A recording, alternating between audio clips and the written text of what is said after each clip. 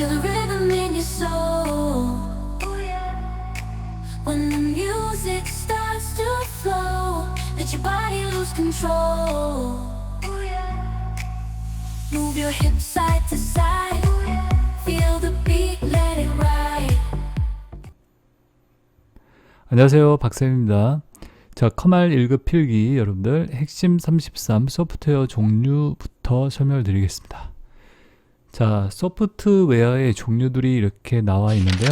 이 소프트웨어의 종류들 이렇게 구분해서 좀 알아두실 수 있도록 하시고요. 자, 선이 이렇게 확대해서 보시면 선 들어가 있습니다, 여러분들.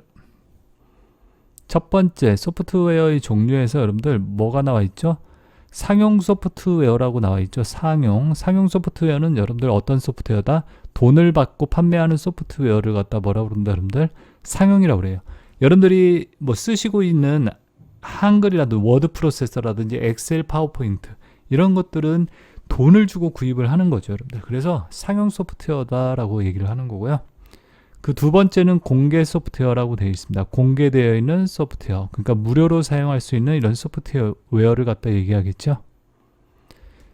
자, 그리고 쉐어웨어라고 나와 있습니다. 쉐어웨어는요, 일정 기간이나 일정 기능을 갖다 무료로 사용할 수 있는 소프트웨어를 갖다 뭐라 그런다? 쉐어웨어라고 얘기합니다. 자, 그래서 여러분들이 여기 쉐어웨어라는 용어 소프트웨어에 대해서 이렇게 알아두시고요. 공개 상용 이런 소프트웨어들은 그렇게 문제에서 나온다고 보기는 힘들고요. 쉐어웨어. 그 밑에 알파 버전 있죠. 알파 버전도 받으세요. 알파 버전은 뭐다, 여러분들? 베타 테스트를 하기 전에 제작 회사 내에서 테스트할 목적으로 제작하는 프로그램이다. 자, 알파 버전은요, 제작 회사 내부에서 회사 내부에서 출시하기 전에 회사 내부에서 테스트할 목적으로 만드는 프로그램을 뭐라 부른다? 알파 버전. 자, 이 말 받으시면 되죠. 회사 내에서 테스트할 목적. 회사 내부에서 테스트할 목적으로 만드는 게 바로 알파 버전. 자, 그 다음에 그 밑에 베타 버전 나와 있습니다. 알파 버전 뭔지 이해되시죠? 그 밑에 이제 베타 버전도 볼게요. 자, 베타 버전이라는 건 뭐다? 정식 버전의 소프트웨어가 출시되기 전에 일반인의 평가를 갖다 수행하고자, 일반인한테 평가를 갖다가 수행하고자 만드는 소프트웨어. 그러니까 출시되기 전, 그러니까 정식으로 소프트웨어가 출시되기 전에 하는 게 베타 버전이 일반인들한테 평가. 자, 그래서 알파 버전 회사 내부에서 테스트할 목적, 그 다음에 베타 버전 나오고 정식 프로그램이 나오겠죠. 이해되시죠, 여러분들? 일반인, 그 다음에 회사 내부에서 테스트할 목적 이렇게 구분해 주시면 되겠습니다. 알파 버전이 뭐고 베타 버전이 뭔지. 그리고 마지막으로 패치 프로그램이 나와 있죠. 패치. 자, 패치 프로그램은 뭐냐? 프로그램의 기능 향상과 수정을 위해서 사용하는 프로그램을 갖다 뭐라 그런다? 패치 프로그램이라고 얘기합니다. 자, 그래서 내가 어떤 프로그램의 기능을 향상시키겠다. 예를 들어서 뭐 비행기 프로그램인데 비행기에서 총알밖에 안 나갔어요. 근데 미사일이 나가도록 이렇게 만들고 싶다. 그럼 패치 프로그램을 설치하면 어떤 기능이 향상이 되고 또는 오류를 갖다 수정할 때 사용하는 설치되는 프로그램이 패치. 자, 구분을 해 주셔야 합니다. 여기 네 가지를 갖다 이렇게 구분해서 알아두시면 되겠습니다. 자, 그래서 소프트웨어의 종류들, 분류들 이렇게 설명을 드렸고요. 여러분들 핵심 33. 자, 그 다음에 핵심 34 나와 있죠. 운영체제. 자, 운영체제라고 돼 있죠. OS, 오퍼레이팅 시스템. 자, 오퍼레이팅 시스템이라고 얘기하죠. 그러니까 여러분들이 쓰는 윈도우 있잖아요. 윈도우가 운영체제라고 그러죠. 운영체제가 뭐죠? 말 그대로 운영할 수 있는 프로그램이에요. 컴퓨터를 갖다 작동시키는 소프트웨어를 갖다 운영체제라고 얘기하겠죠. 그리고 운영체제의 기능으로서 어떠한 기능을 갖는지 이렇게 보시면 프로세서, 실행 중인 프로그램을 프로세서라고 그래요. 실행 중인 프로그램.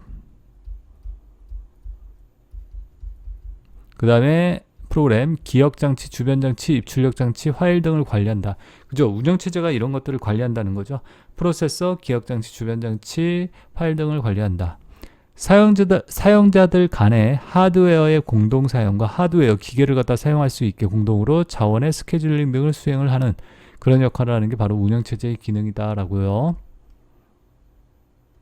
그 다음에 그 밑에는 운영체제의 목적 나와 있습니다. 자, 여러분들이 보실 거는 운영체제의 목적을 좀 봐두셔야 되겠고,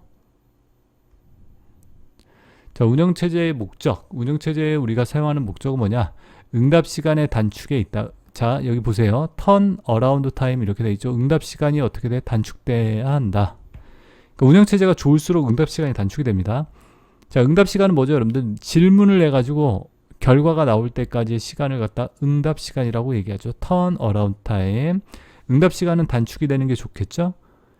3초보다 1초짜리가 좋겠죠. 그죠? 1초가 더 응답을 빨리 하는 거니까.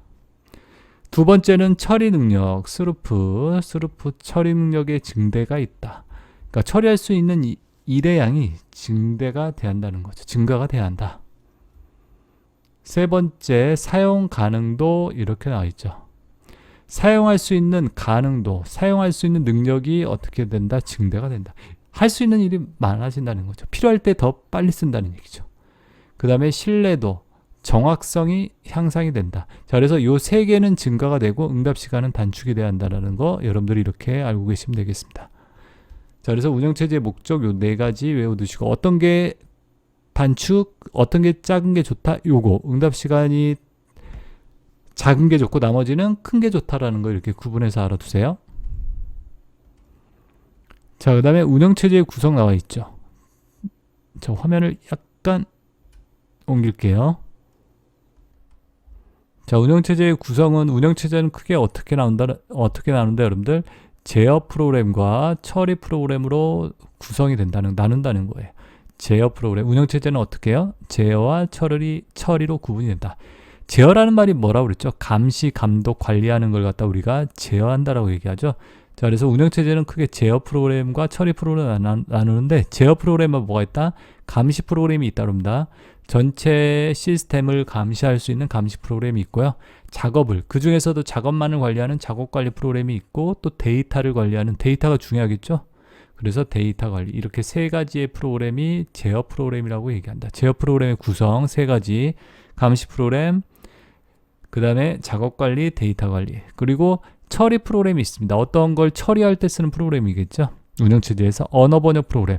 자, 언어 번역 프로그램은 뭐죠, 여러분들? 내가 어떠한 명령어를 입력했어요. 1 더하기 2가 얼마냐? 그럼 그걸 갖다 기계어로 바꿔줘야겠죠, 여러분들. 기계가 알아들을 수 있도록 번역을 해줘야 할 거 아니에요?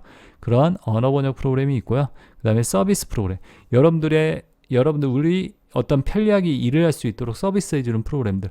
예를 들어서 메모장, 그림판, 계산기, 이렇게 여러분들의 작업을 갖다 좀 편리하게 사용하기 위해서 윈도우에서 이렇게 공짜로 제공해주는 프로그램들 있죠. 그게 서비스 프로그램이에요. 그래서 운영체제는 크게 어떻게 나눈다는 거, 운영체제 구성 알아두셔야 합니다. 제어 프로그램에 세 가지 있고요. 처리 프로그램이 이렇게 크게 두 가지가 있다라고 이렇게 구분져서 알아두십시오. 자, 그 다음에 핵심 35번 나와 있죠. 핵심 35. 운영체제의 작업 처리 방식이라고 되어 있습니다.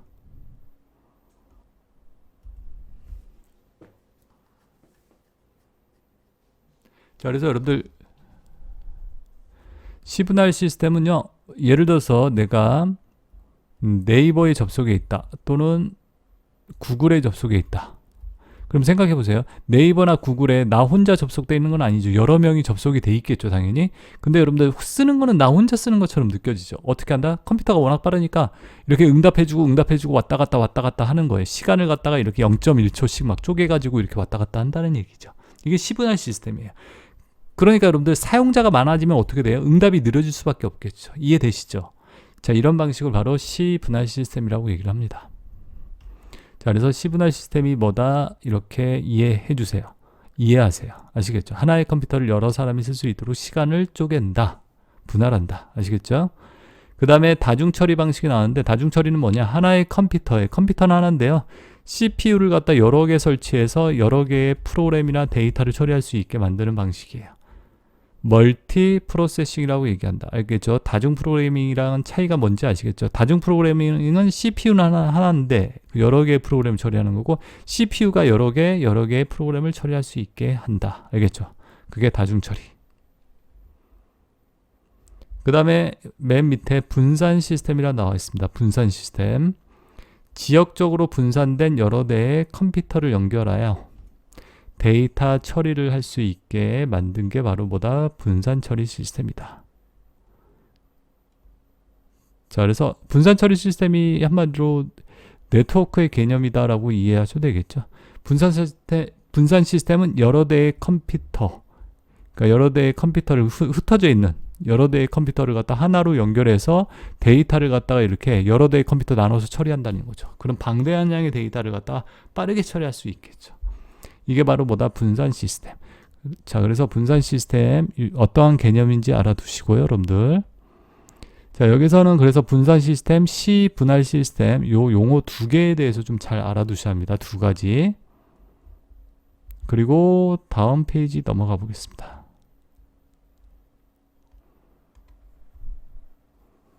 자, 그리고 여기 보시면 이제 임베디드 시스템이라고 나와 있죠. 임베디드 시스템. 임베디드 시스템 뭐냐? 마이크로 프로세서의 특정 기능을 마이크로 프로세서가 소형의 CPU, 소형 아주 작은 CPU를 갖다가 얘기한다라고 이렇게 이해하시면 될 것 같아요. 마이크로 프로세서의 특정 기능을 수행하는 응용 프로그램을 설치하여 특정 기능을 수행하는 것이다. 그러니까 전기밥솥에서 여러 가지 기능이 들어가 있겠죠. 거기도 프로세서가 있겠죠. CPU가 있단 말이죠. 그런 CPU예요. 전기밥솥에서 어떤 특정 기능을 수행하는 냉장고에서 디지털 TV 이렇게 특정 기능을 수행하는 작은 CPU를 갖다가 바로 이런 것들이 탑재되고 있는 걸 갖다 뭐라고 그런다? 임베디드 시스템. 아시겠죠? 임베디드 시스템. 자, 그다음에 그 밑에 듀얼 시스템이라는 용어 보겠습니다. 듀얼 시스템은 두 개의 컴퓨터가 같은 작업을, 자, 두 개의 컴퓨터가 두 대예요. 컴퓨터 두 대가 동시에 같은 작업을 처리한다는 얘기죠. 처리하면서 한쪽이 고장나면 다른 한쪽에서 계속 처리할 수 있도록 하는 게 듀얼 시스템. 두 개가 동시에 작동된다는 거죠. 그러니까 여러분들 우리 뭐 네이버라든지 다음이라든지 이런 사이트들 있죠. 큰 사이트들은 듀얼 시스템으로 작동이 되기도 해요. 이렇게 생각해 보세요. 네이버에서 서비스를 하고 있는데 하나가 고장났어요. 그럼 얘가 계속 서비스를 지원을 해줘야겠죠. 어떠한 중요한 일을 하고 있는데 이 두 대가 같이 작동을 해야겠죠. 한 대가 고장나면 얘가 작동될 수 있도록. 대통령이 타고 다니는 차도 어때요? 한 차가 움직이는 게 아니죠. 여러 대의 차가 똑같은 차들이 같이 움직이잖아요. 자, 그 개념이라고 이해하시면 됩니다. 아시겠죠? 듀얼 시스템, 임베디드 시스템 이렇게 두 가지에 대해서 여러분들이 이렇게 구분해서 좀 알아두시고요. 자, 그래서 운영체제 작업 처리에서 관련돼서 여러분들 C분할 시스템, 그 다음에 분산 시스템이란 용어, 임베디드, 듀얼 시스템 요 용어들에 대해서 알아두십시오. 자, 그 다음 내용은요. 핵심 36 프로그래밍 언어라고 나와 있습니다. 자, 프로그래밍 언어 이 부분 좀 어려운 개념일 수도 있는데 여러분들이 자세하게 모르더라도 그냥 개념적인 것 내용만 좀 알아두시고 가도 됩니다. 아시겠죠, 여러분들? 자, 보시면요. 저급 언어와 고급 언어로 나와 있습니다. 프로그래밍 언어. 자, 컴퓨터에서 사용하는 프로그램 만들 때 쓰는 언어겠죠. 저급 언어하고 고급 언어 두 가지로 구분이 됩니다. 저급 언어는 누가 쓰는 컴퓨터가 사용하는 언어를 저급 언어다. 고급 언어는 누가요? 인간이 사용하는 언어. 저급 언어에 뭐가 있다? 기계어랑 어셈블리 언어가 있다라고 얘기합니다. 기계어는 0과 1을 갖다가 기계어라고 얘기하죠. 이 기계어를 갖다 기호로 만든 언어가 어셈블리어라고 그래요. 그래서 기계가 알아들 수 있도록 만든 언어예요. 그래서 이 두 개를 저급 언어.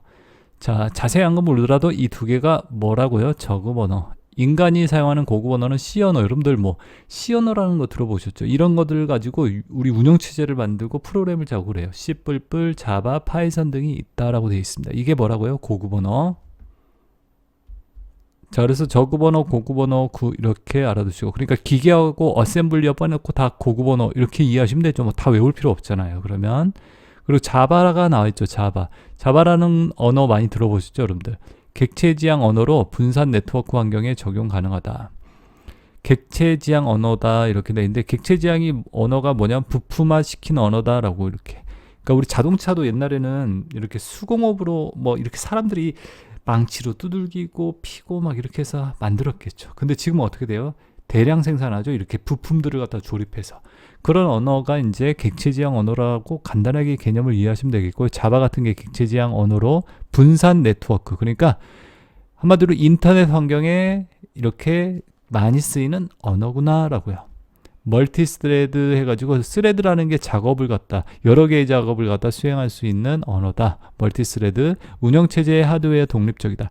그러니까 운영체제에 상관없이 윈도우 10이건 윈도우 11이건 뭐 다른 운영체제건 운영체제 또는 기계에 독립적으로 다 작동이 잘 된다고 그래요. 그리고 이식성이 좋다. 그러니까 설치가 잘 된다는 얘기예요. 그래서 이러한 특징을 갖는 게 자바고요. 바이트 코드 생성으로 플랫폼이라는 말이 뭐냐면 한마디로 운영체제의 독립적이다. 같은 의미로 이해하시면 될 것 같아요. 바이트 코드라는 걸 이용해서 이렇게 운영체제의 독립적으로 사용할 수 있다. 이게 자바의 특징입니다. 자바의 특징들을 한번 봐두시고요, 여러분들. 자, 프로그램 언어에서는 자바가 좀 많이 나오는 편이니까 자바의 특징 봐두시면 되겠습니다. 자세한 거 모르더라도 상관없다고 그랬어요. 이게 실기 때 뭐 이런 게 나오고 그러지 않습니다. 우리 커말에서는 엑셀에 대한 내용이기 때문에 이거 시험 보고 까먹어도 되니까 그냥 특징만 외워두세요. 자, 그리고 쭉 가볼게요. 객체지향 프로그래밍 OOP 이렇게 나와 있죠. 아까 객체지향 프로그램을 뭐라고 그랬죠? 여러분들 뭐 부품화 시킨 언어다라고 프로그램을 갖다가 객체지향 프로그래밍 이렇게 얘기했죠. 객체를 중심으로 프로그래밍하는 기법. 객체가 이제 객체 어떤 기능 위주로 뭐 이렇게 나눈 걸 갖다 객체라고 그래요. 머리, 다리, 팔 뭐 이렇게 이게 객체예요. 따지고 보면 사람이라는 하나가 있는데 그걸 갖다 이렇게 나눌 수 있겠죠. 객체라는 단위로 프로그래밍을 하는 기법으로 이해하기 쉽게 조작하기 쉬운 프로그램을 개발한다. 자, 객체라는 단위로 이렇게 부품화시켜서 조립해서 만든다. 유지보수가 쉽고요. 재사용이 가능한 프로그래밍이다. 그죠? 부품화되어 있으니까 이 부품을 다른 부품에도 사용할 수 있겠죠. 특징은 상속화, 캡슐화, 다형성, 오버로딩. 이 객체지향 프로그래밍 언어의 이렇게 특징이라고 이렇게 4가지를 갖다 봐두시면 되겠고요. 용어만 이렇게 봐두세요. 그 다음에 객체라는 말이 나와 있죠. 여러분들 객체. 자, 객체라는 것은 객체는 데이터와 우리 데이터가 있어야 데이터와 함수라는 게 뭐다? 여러분들 우리 엑셀에서 뭐 썸함수 막 그러죠. 함수라는 건 어떠한 데이터를 처리하는 프로그램을 갖다 작은 프로그램을 함수라고 이해하시면 되세요. 데이터와 함수를 묶어놓은 소프트웨어 모듈이다. 아주 작은 소프트웨어라고 이해하시면 돼요. 자, 데이터와 함수를 묶어놓은 거 그게 객체. 클래스는요, 공통된 어떤 속성과 행위를 갖는 객체의 집합. 이러한 객체들이 모여서 만든 게 뭐다? 클래스라는 거죠. 자, 그래서 뭐 중학교 클래스다. 그러면 중학생이라는 어떤 공통된 속성과 행위를 갖는 거겠죠. 메시지는 객체들 간의 상호작용을 하는 데 사용되는 수단. 데이터를 이렇게 주고받고 할 수 있는 이런 수단을 갖다가 메시지다라고 얘기를 하겠죠. 자, 그리고 객체지향 언어라고 나와 있죠. 객체지향 언어는요, 이렇게 클래스와 객체, 클래스, 상속이라는 개념을 지원하는 언어를 객체지향 프로그램이라고 얘기를 합니다. 객체를 그 다음에 클래스라는 걸 갖고 상속의 개념을 갖는다. 스몰 토크, C++, 자바 등이 있다. 객체지향 언어 종류 외워두시고 3개.